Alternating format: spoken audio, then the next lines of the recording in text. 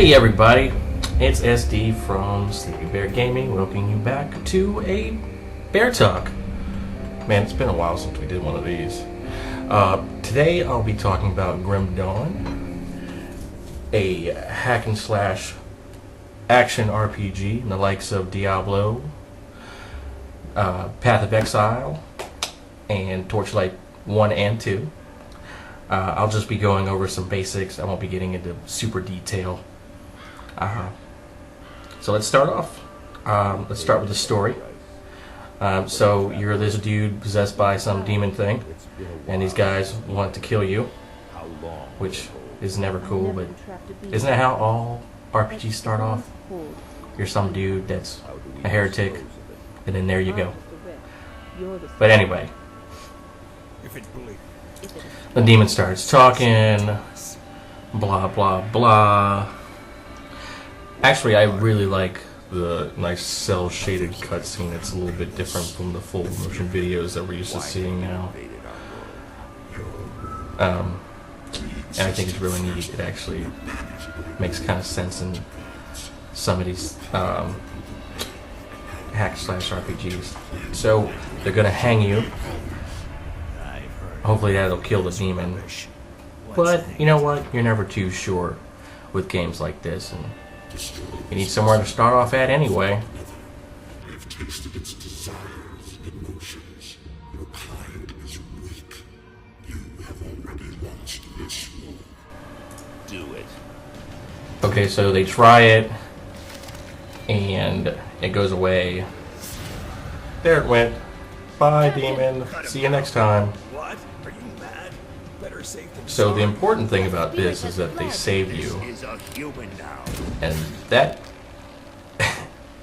I'm going to talk about a little bit later in probably the next video, because they mention how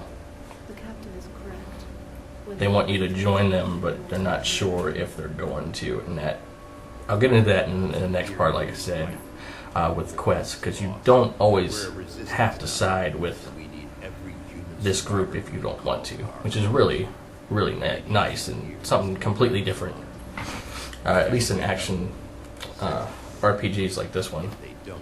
Don't really see much of that.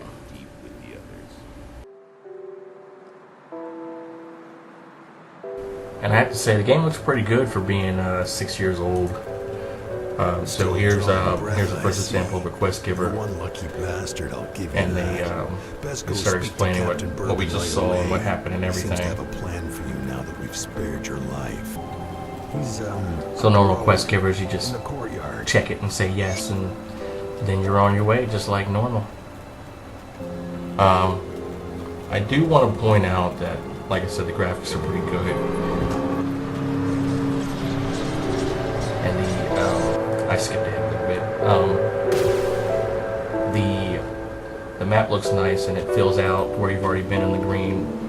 If you don't normally, if you've been there, it resets when you turn off and turn back on, and turns back to gray. But I want to say the loading screens are really fast, and I really like that about this game. Also, going along with that, I want to say that the action is really nice and fluid. I haven't encountered any hiccups as of yet. Numbers pop up pretty quickly, and you can see everything that's going on. Spells look nice. Other spells look nice. You can see everything. I just think it looks gorgeous for being such a minuscule game. And my computer is not the best. I think when I got it, I could handle Star Wars: The Old Republic on ultra settings, and that's when that came out, and that was like 5 or 6 years ago. Okay, so let's talk classes a little bit. As you can see, there's 6. There's Soldier, Demolitionist, Occultist, Nightblade, and Arcanist. I'm not going to go into super detail about all of them, since you can read all about them and figure them out. I mean, that's not what I'm here to do. I'm just trying to get you to like and play the game and get my thoughts on it. So the cool thing about this is you can select your main class. I think in this play I am picking Soldier first, and then once you pick your class, you have a set points available, just like normal.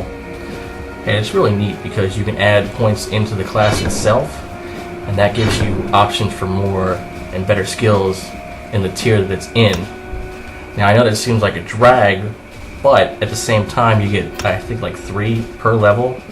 So it's not like you're going to run out of skills to the class to be able to fill it up the way that you want to manage the person the way that you see fit. Now, once you hit level 10, you have the option to pick a secondary class, which I thought was great. So in this one I picked the Shaman, and again, just like before, you can set your skills however the hell you want them to, which is not readily available in a lot, I should just say, just like Diablo 3. Don't even get me started on that thing. It's more reminiscent of Diablo 2 and Torchlight, where you can put a point wherever you feel like it, and I really enjoy that. I think it's a great nod to how these games used to be and how they should be played. Also, when you're selecting a skill, you can easily left-click it on the bottom and put any skill you want that you have learned, whether it's from this or from items, which I'll get into items in the next video. I just think the ease of use for that is phenomenal, and I commend Crate Entertainment for that. There is one more tab that I should start talking about, and that is the Devotion tab, which enables you to gives you another set of points that you may earn through either quest giving, or I think you earn one every 4 or 5 levels. I'm not too sure just yet.